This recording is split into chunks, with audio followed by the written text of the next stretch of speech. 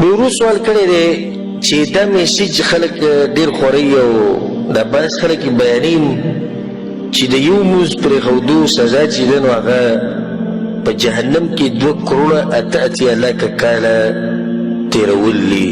دا خبره صحیح ده او که نه؟ الجواب ده بېسنده خبره ده، منګړت خبره ده، نه سر شته نه خپې شتي، خو چا بیانه کړې ده او بیا په چا ورته پلې ده؟ رسول صلی الله ورته پلې ده. دا بعض کسان د خپل کاروبار چې چلوي د هغې دپاره د رسول صلی الله نوم استعمالوي والعیاذ بالله. د دې لپاره ته اوس دا خلک یېرې چې موږ مه پرېږدئ که نه، قرآن کې دنیا ایتونه شته، د رسول وسلم دنیا حدیثونه شته، په هغې کې سخت سخت وعیدونه راغلي د هغه چا لپاره چې څوک مونځ پرېږدي. هغه بیان کړه که نه؟ څه ضرورت دی چې ته منګړت خبرې بیانوې؟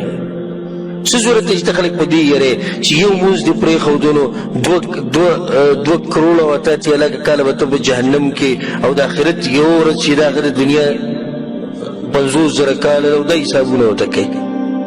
رسول صلی حدیث کې څه وایي چې څوک مونځ نه کوي هغه څه دی؟ کافر دی. د دې نه بله غټه خبره شته؟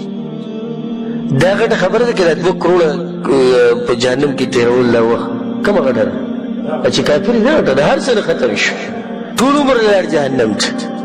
نو که ته څوک یېرول غواړې قرآن او حدیث کونه وکړه، په کې شته وعیدونه، هغه وعیدونه بیان کوي، خو دا خبره نه ده ثابت. والله اعلم.